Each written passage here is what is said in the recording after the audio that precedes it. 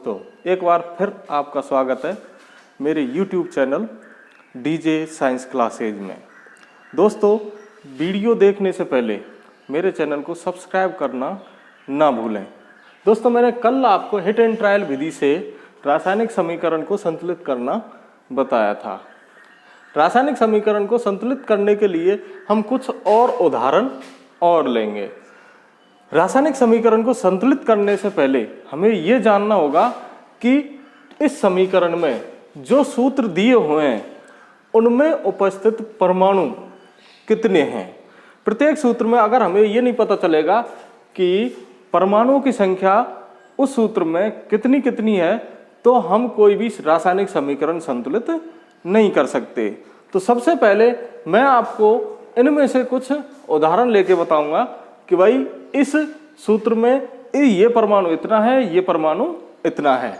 तो सबसे पहले मैं आप बात करता हूं जैसे इसकी, तो CH4 में जो कार्बन परमाणु है, कार्बन परमाणु में C 1 है, जबकि हाइड्रोजन परमाणु की संख्या कितनी है, 4।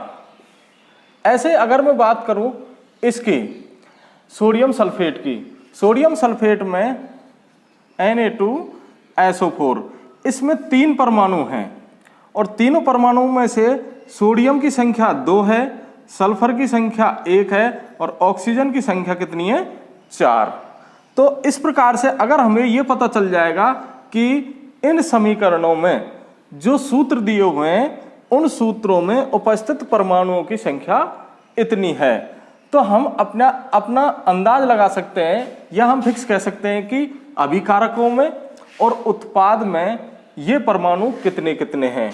और हमें रासायनिक समीकरण संतुलित करनी है तो अभिकारक और उत्पाद दोनों में परमाणुओं की संख्या बराबर करनी होगी। और उसके लिए हम कौन सी विधि का उपयोग करते हैं, हिट एंड ट्रायल विधि का उपयोग करते हैं।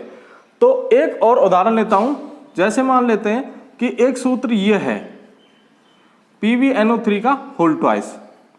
इस सूत्र में मुझे जो लेड है Pb उसकी संख्या 1, नाइट्रोजन है, आपको यहां पर 1 दिख रही होगी, लेकिन ये कोष्टक के बाहर जो 2 है ये नाइट्रोजन का भी है और ऑक्सीजन का भी है। तो नाइट्रोजन की जो संख्या होगी वो यहां पर कितनी होगी, 2, और ऑक्सीजन की जो संख्या होगी वो यहां पर कितनी होगी, 6। यहां पर जोड़ेंगे नहीं ना ही घटाएंगे, सिर्फ गुणांक का उपयोग करते हैं। हिट एंड ट्रायल विधि में सिर्फ किसका उपयोग करते हैं, गुणांक का। इसलिए हमने 3 का गुना 6 से किया तो कितना हो गया, 3 दूनी 6। 3 का गुना 2 से किया तो 3 दूनी 6। अगर मैं इसमें यह कर देता हूं PbNO3 का होल ट्वाइस और यहां पे 2 और लगा देता हूं, तो अब परमाणु की संख्या कितनी होगी। तो अब दोस्तों देखो, परमाणु की संख्या जो होगी वो Pb, ये जो 2 लगा हुआ है वो सबका है, Pb का भी है, N का भी है और O का भी है। इसका मतलब Pb की संख्या कितनी हो गई, 2। नाइट्रोजन की संख्या कितनी हो गई, 2 तो ये रहे और 2 ये लगे हुए हैं, तो 2 दूनी 4। और ऑक्सीजन की संख्या कितनी हो गई, 3 दूनी 6 और 6 दूनी 12। इस प्रकार से हम किसी भी सूत्र में परमाणुओं की संख्या का आसानी से अंदाजा या आसानी से हम उसको पता लगा सकते हैं कि इस सूत्र में ये परमाणु इतना है। तो दोस्तों, आपको पता चल गया होगा कि परमाणु की संख्या हमें किस प्रकार से निकालनी है। सिर्फ गुणांक देखना है और गुणांक देख करके हम किसी भी यौगिक में, किसी भी सूत्र में परमाणु की संख्या का अंदाज लगाते हैं। अब बात करते हैं हम ये जो समीकरण दी हुई हैं इनको हिट एंड ट्रायल विधि से संतुलित कैसे करें। तो हिट एंड ट्रायल विधि से हम इस रासायनिक समीकरण को संतुलित करेंगे। पहली जो रासायनिक समीकरण लिखी हुई है वो है CH4 plus O2 is due to CO2 plus H2O। इसमें आपको ये जो कंडीशन है आपको देख लेना है कि भाई इधर तो क्या है, अभिकारक, और इधर क्या है, उत्पाद। तो अभिकारकों में और उत्पाद में हमें परमाणु की संख्या टोटल देखनी है कि भाई कितनी है। देखो यहां पर ये प्लस लगा हुआ है तो ये जुड़ेगी, ये नहीं कि आप इसमें भी गुना करोगे। तो यहां पर देखो अभिकारकों में जो ये है इसको बॉक्स में बंद कर दो और इसको भी बॉक्स में बंद कर दो, यहां पर भी बॉक्स लगा दो और यहां पर भी बॉक्स लगा दो। तो अभिकारकों में कार्बन, हाइड्रोजन और ऑक्सीजन 3 परमाणु हैं। कार्बन की संख्या यहाँ पर 1, हाइड्रोजन की संख्या यहाँ पर 4 और ऑक्सीजन की संख्या यहाँ पर 2। इसी प्रकार से उत्पाद में कार्बन, हाइड्रोजन और ऑक्सीजन, यहाँ पर कार्बन की संख्या यहाँ पर कितनी है? 1 है, हाइड्रोजन की संख्या यहाँ पर 2 है और ऑक्सीजन की संख्या यहाँ पर कितनी है? 3। ऑक्सीजन की संख्या यहाँ पर ज्यादा है। अब देखते हैं दोस्तों कि यहाँ पर जो ऑक्सीजन है वो संतुलित करेंगे या पहले हाइड्रोजन को। देखो सबसे ज्यादा जो संख्या है वो हाइड्रोजन की है, चाहे वो अभिकारकों में हो चाहे वो उत्पाद में हो। तो हाइड्रोजन को पहले सबसे पहले संतुलित करेंगे। तो यहाँ पर 4 है तो इधर भी हाइड्रोजन कितने होने चाहिए? 4। तो कितने का गुणांक करेंगे? 2 का। जितने का गुणांक करते हैं हम उस सूत्र के आगे वो संख्या लिख देते हैं। तो CH4 plus O2 is due to CO2 plus 2H2O।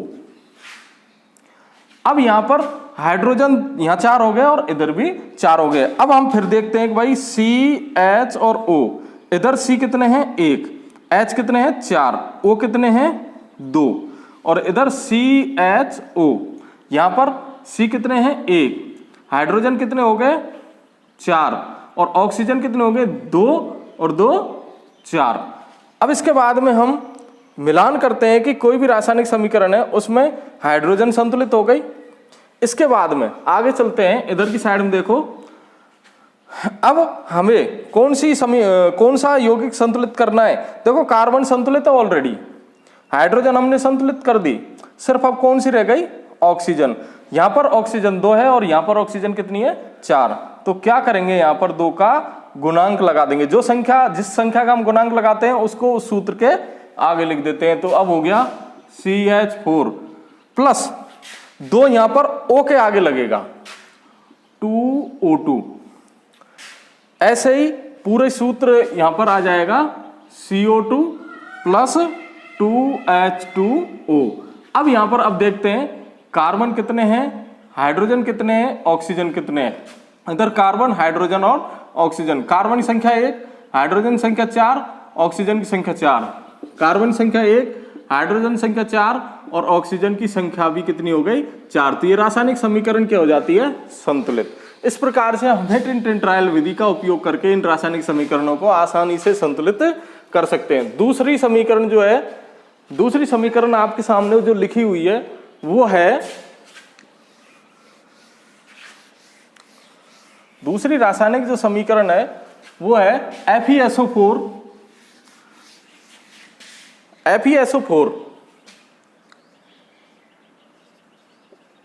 is due to Fe2O3 plus SO2 plus SO3। यहां पर ये अभिकारक है और ये उत्पाद पूरा ये हमें दी हुई है। इसमें जो Fe है उनकी संख्या, सल्फर की संख्या और ऑक्सीजन 3 परमाणु है, तीनों की संख्या। Fe कितना है? 1, सल्फर कितना है? 1, ऑक्सीजन कितना है? 4। ऐसे ही इधर Fe, S और O, यहां पर Fe कितने हैं? 2, सल्फर कितने हैं? 1 और 1 2, सल्फर भी 2 हो गए। इसके बाद में जो ऑक्सीजन है वो आप यहां पर 3 है, यहां पर 2 है और यहां पर 3 है। अगर एक ही सूत्र में होता तो गुणांक करते। यहां पर तीनों ऑक्सीजन अलग अलग सूत्र में हैं और तीनों सूत्र प्लस के साथ में जुड़े हुए हैं। तो इनकी संख्या, जो परमाणु की संख्या है, इनको जोड़ देंगे हम। 3 और 2 5 और 3 8। तो ऑक्सीजन की संख्या हो गई यहां पर 8। अब सबसे ज्यादा जो संख्या है वो किसकी है? ऑक्सीजन की। तो हम सबसे पहले किसको संतुलित करेंगे? ऑक्सीजन को संतुलित करेंगे। तो इधर 4 है और इधर 8 है, तो मैं कितने का गुणा कर दूं? 2 का। जैसे ही मैं 2 का गुणा करूंगा तो जो सूत्र है उसके आगे मैं 2 का गुणांक लगा दूंगा। तो मैं लगाऊंगा 2FeSO4 due to Fe2O3 plus SO2 plus SO3। अब बात करते हैं दोबारा फिर इन परमाणु की संख्या गिनने की। तो यहां पर देखो Fe, S और O। Fe की संख्या अब कितनी हो गई? 2। S की संख्या अब कितनी हो गई? 2। ऑक्सीजन की संख्या अब देखो कितनी हो गई? 4 दूनी 8 Fe S और O। अब यहां पर देखो Fe की संख्या कितनी हो गई 2, S की संख्या 1 और 1 2 और ऑक्सीजन की 3 और 2 5 और 3 8।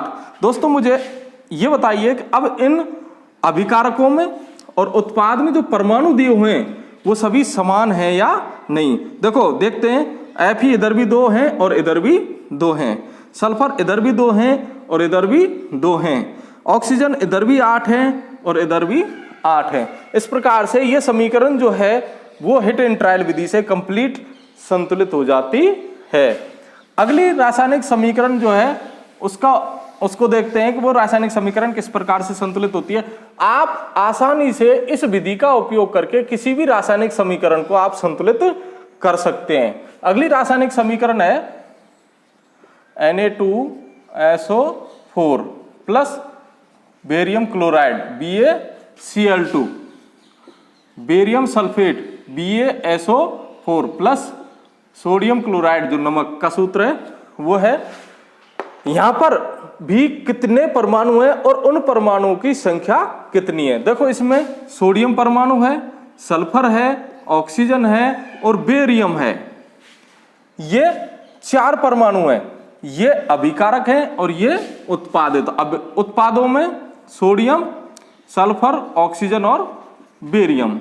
अब यहां पर संख्या लिखते हैं। देखो सोडियम कितने हैं 2, सल्फर कितने हैं 1, सल्फर कितने 1, बेरियम यहां पर ऑक्सीजन 1, क्लोरीन और है इसमें Cl और है। यहां पर ऑक्सीजन कितनी है 4, B कितनी है 1 और Cl कितनी है 2, इधर भी Cl और है 1। यहां पर Na कितने हैं 1, सल्फर कितने हैं 1, ऑक्सीजन कितनी है 4, Ba कितने हैं 1, ऑक्सीजन 4 और क्लोरीन जो है वो कितनी है यहां पर 1। अब देखो दोस्तों, हमें जो यहां पर संतुलित करनी है वो या तो क्लोरीन संतुलित करो, क्योंकि देखो सल्फर दोनों समान हैं, ऑक्सीजन दोनों समान हैं, बेरियम दोनों समान है। बचा तो एक ये बचा और एक ये बचा। चाहे आप सोडियम को चाहे आप क्लोरीन को किसी को भी संतुलित कर लो पहले। तो हम करते हैं पहले सोडियम को। जैसे ही हमने सोडियम को संतुलित किया तो यहां पर 2 हैं, तो यहां पर भी कितनी होनी चाहिए 2। इसका मतलब कितने का गुणांक किया मैंने 2 का गुणांक किया, और जो 2 का गुणांक किया उसको हम कहां लगाएंगे यहां पर सोडियम के आगे लगाएंगे। तो देखो ये जो सूत्र है वो समीकरण है वो बनेगी Na2SO4 plus BaCl2 is due to BaSO4 plus कितना 2 NaCl। अब फिर देखते हैं इसकी काउंटिंग करके देखते हैं कि यहां पर इनकी संख्या कितनी है। देखो अभिकारकों में Na, O, Ba और Cl कितने परमाणु है 5, और यहां उत्पाद में सोडियम, सल्फर, ऑक्सीजन, बेरियम और क्लोरीन। अब देखो सोडियम की संख्या कितनी हो गई, सोडियम की संख्या यहां पर हो गई 2, सल्फर की संख्या कितनी हो गई 1, ऑक्सीजन की संख्या कितनी हो गई 4, Ba की संख्या कितनी हो गई 1, क्लोरीन की संख्या कितनी हो गई 2। अब इधर चलते हैं उत्पाद में तो Ba कितने हैं 1, सल्फर कितने हैं 1 और ऑक्सीजन कितनी है 4, सोडियम कितने हो गए 2 और क्लोरीन कितने हो गए 2। आप किसी भी परमाणु को देख लो दोनों तरफ बराबर हैं, इसका मतलब यहां पे भी 4, यहां पे भी 4, यहां पे 1, यहां पे 1, यहां पे 2, यहां पे 2। तो ये जो समीकरण लिखी हुई है वो क्या है संतुलित रासायनिक समीकरण है। इस प्रकार से अगली जो रासायनिक समीकरण है उसको संतुलित करते हैं। दोस्तों आप आसानी से इस